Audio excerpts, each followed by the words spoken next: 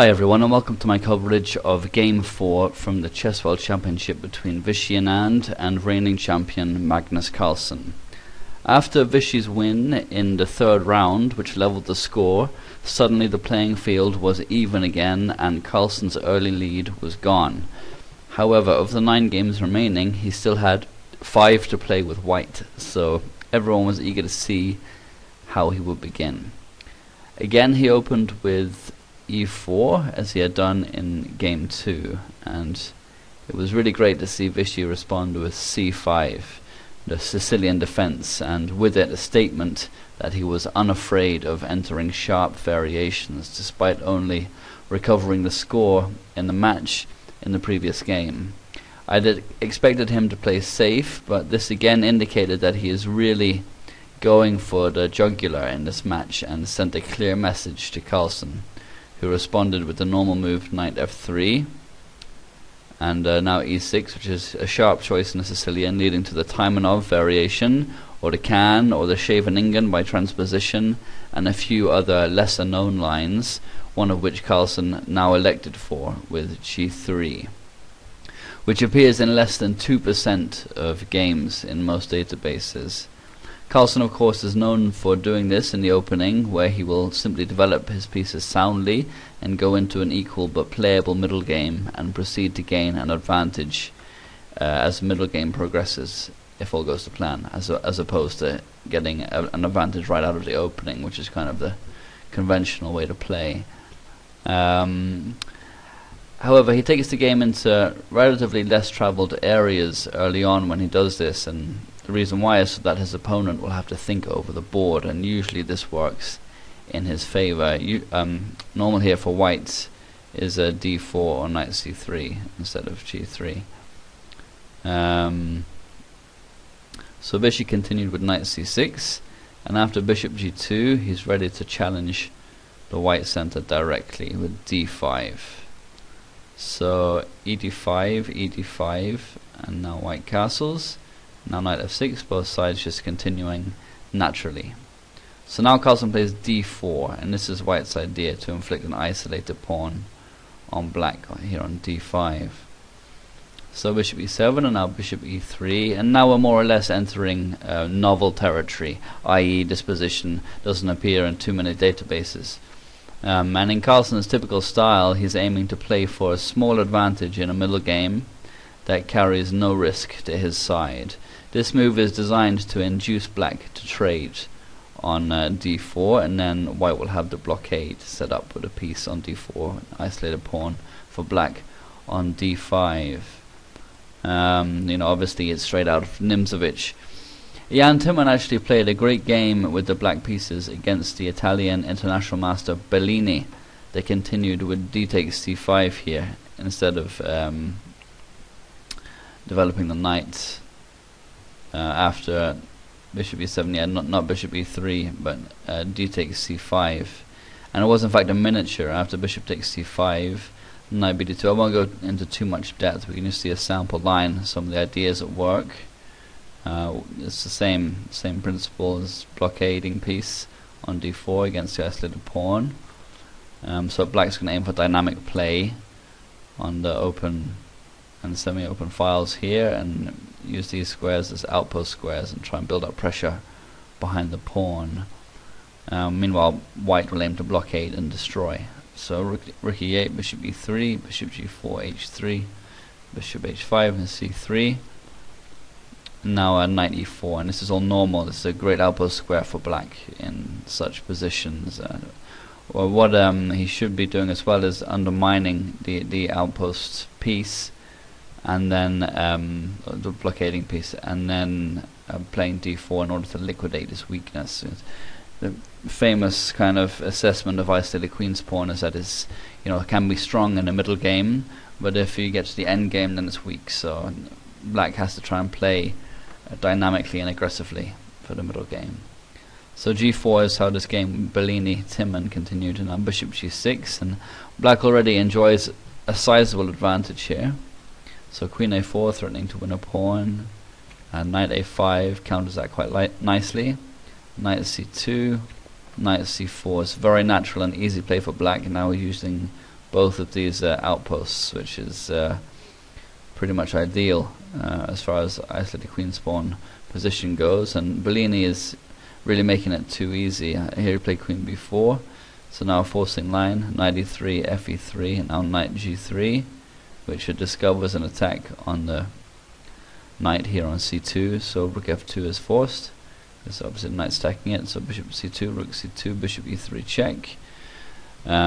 White just drops a pawn, but after king h2, dropping a pawn is the least of his problems. Queen c7, and Bellini resigned here because his position is just hopeless. So it's a great example of how to play the black side from Timman, and Magnus showed us a much sounder way for white to approach the structure.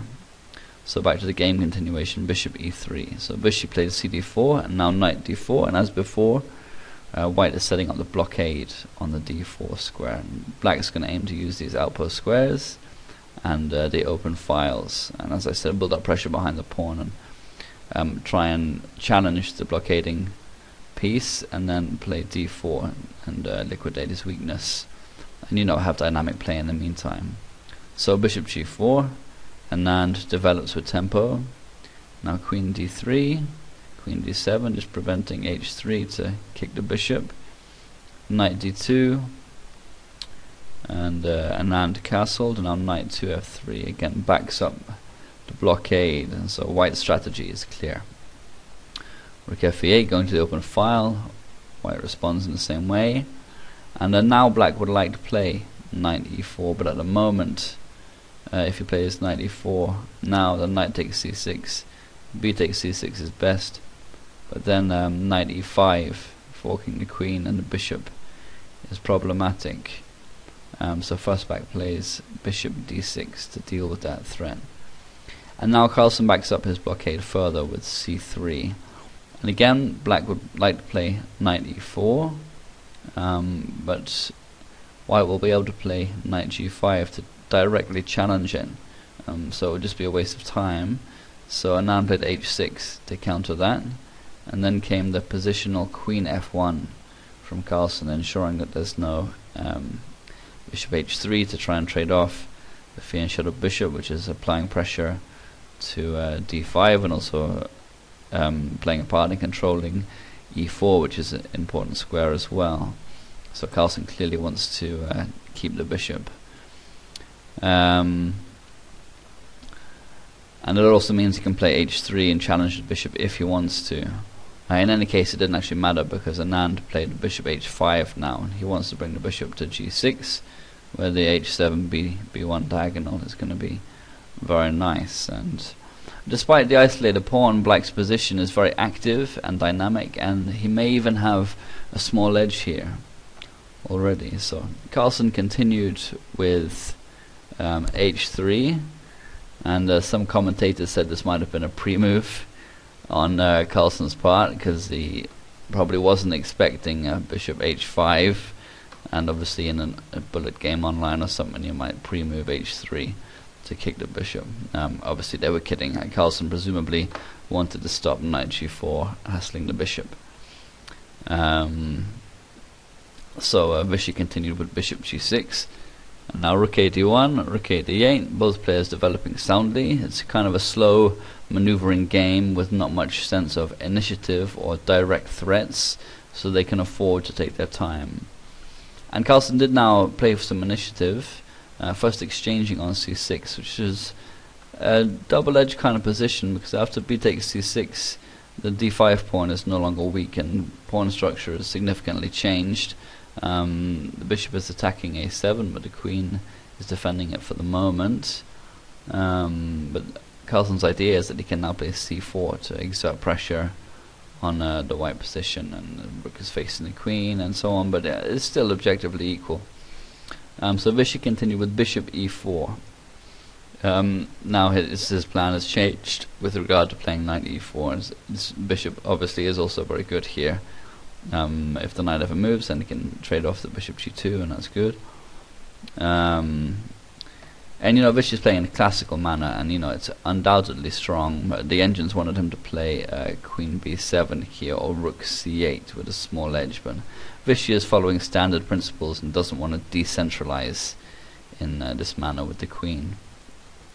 So Bishop B4 anyway is what he played. Now Carlsen plays Bishop D4, threatening just Bishop F6, damaging the black pawns. Carlsen isn't playing with initiative per se, but he is making threats that his opponent has to meet, which is how Carlsen loves to play. He's always setting his opponent problems, and so this actually brings white back to equality. And had black played as Queen B7 or anything but Bishop E4, then he could have played Knight E4 in response to Bishop D4. So Vishy didn't want the double pawns, and he played the strange looking Knight H7 now. Rook E6 was the engine choice. Again, it's a difficult move for a human to play. So Knight H7, as I said, it's not a critical position or anything like that, so this move, retreating the knight, isn't a serious problem or anything like that. So Carlsen continues CD5, and now Vishy played a bishop takes D5. He's glad to not have to play C takes D5 and still have the isolated pawn. So this is some of his thinking with bishop E4. But the engines did want him to play C takes D5 instead, so we can understand what Vishy's thinking. He doesn't want to have this weakness of the isolated pawn. Although it is still isolated, but it's white has made pressure down the center on the D file, and the bishop is still attacking C6, but the rook isn't, and it's definitely less of a weakness on C6 than it is on D5. So Carlsen now initiated some exchanges with the rook E8, and played Queen D3, which is a nice multi-purpose and kind of Karpovian move, a good centralizing and prophylactic move, stopping amongst other things Queen F5. And it's interesting to compare Carlsen to previous players from history. Karpov is one of the players he gets compared to, but a more active Karpov. Karpov was famous for just very slowly strangling his opponents into submission, and with moves like this, taking away key squares or gaining key territory, that kind of thing. Another player he's often compared to is Capablanca, mostly for his endgame skill, although Capablanca is famous for his endgame ability, but it's kind of slightly not seeing the full picture, because what Capablanca actually did was play the middle game so brilliantly that the endgame was winning by the time he arrived there, which is similar in lots of ways to how Carlsen plays. So anyway, this move here was in the style of Karpov, you could say. So Vishy now rerouted his knight with knight F8. As before, the players aren't making direct threats, so it's a calm position that calls for maneuvering. And white has a small edge, but nothing particularly tangible. Carlsen is playing in his normal way. It's an equal middle game. He's playing for an endgame edge, and he's doing so without any risk to his own position, which is how he loves to play. So knight H4 now is how he continued, just unveiling the bishop, and there are some potential tactics on the D file. So one drawback of this move is that it's not controlling E5 anymore, so bishop E5 is playable, and Anand is happy to challenge this strong bishop on D4, which Carlsen's last move allows. And incidentally, if instead of bishop takes A2 here, bishop takes G7, exploits his pin straight away. Best play goes bishop E5, bishop takes H6, queen D3, rook D3, with advantage to white. So obviously black doesn't want to play this line. It's decentralizing, as usual, is not a good idea. So bishop E5 from Anand. So bishop D5, queen D5. Now bishop E5, queen E5. The game is simplifying quite considerably. White is hoping on attacking these two weak pawns in the end game, but this doesn't amount to a really sizable advantage of any kind for the end game. So black is attacking B2, so Carlsen played B3, knight E6, now knight F3, tempo on the queen, queen F6, king G2, keeping everything solid. Rook d8, black challenges the d file. Queen e2, now rook d5. Anand threatens to take over the d file with queen d8, and he allows Carlsen once again to inflict an isolated queen's pawn with rook d5. So c d5, and this time it's a passed pawn, but it's, you know, as weak as it is strong. Okay, it's a passed pawn, but it's isolated, which means it needs constant supervision so it can tie black down. But it's only one weakness. Okay, black has this other weakness as well, but the strength of the passed pawn also ties white down to defending. So in reality it's a very equal kind of endgame. So knight e5 from Carlsen anyway. Expected by the engines was queen e5, but presumably Magnus didn't like that. And both sides are playing very accurately. There have been hardly any blunders so far. So knight e5, now queen f5, knight d3, knight d4, and, you know, still even with such a simplified position, both players are fighting for the center. So obviously the queen is attacked here, knight d4, and Carlsen responds with g4, counter threat instead of moving the queen, which is an interesting choice for Magnus that shows great judgment. Anand kept it solid with queen d7. If instead knight e2, gf5 is still very equal but more imbalanced. White's going to have ideas like playing f6 to mess with the black pawns, and then maybe white might have some small advantage, but realistically, if black plays accurately, it's still very equal. So queen d7, now queen e5, attacking the knight. Knight e6, now king g3. Carlsen improves his king. Queen b5, attacking the knight. Knight f4 is the only good move. More or less forces knight f4, king f4. Now queen b4 check, king f3, now d4. Advancing the passed pawn. Queen e8 check. Black has to keep this pawn for counterplay. It's absolutely crucial. The queen endgame is a likely draw. White is snapping up a pawn here after king h7, queen f7, but queen d2 is getting it back on a2, after which the game is very drawish, and white has a draw at his disposal at all times. Now the f pawn is gone. So queen f5 check, king h8, and Carlsen now played h4 with the idea of g5, but after queen takes a2, b3 is attacked, and it's going to be with check. So queen e6 to defend, and after queen d2, defending against the g5 push and also threatening a perpetual with queen d1, Magnus now forced the draw himself with queen e8 check, king h7, queen e4 check, king h8, queen e8 check, king h7, and the players agree to draw. And the d4 pawn is just going to be too fast if white tries anything else, such as going after a7. So it's a good solid game from Vishy, who was never under any significant pressure from Magnus. He even stood better at certain points, and he neutralized Carlsen's play with relative ease. At the press conference, Carlsen was clearly displeased with his own play. That's actually kind of normal for him. He's got very high standards for his level of play, which is a very good and healthy thing to see. And you know, Vishy really threw down the gauntlet in playing the Sicilian, and Carlsen didn't accept it, which says something about the player's states of mind. And in game 3 also, Carlsen avoided Grunfeld after game 1, where Vishy went into preparation, and the choice of opening today virtually ensured that Vishy wouldn't be in prep, you know, Carlsen electing for g3 and so on, but presumably it wasn't in Carlsen's preparation either. And you know, often this works well for Carlsen, but Vishy again proved today that he's still got all the skills required to take on the best players in the world.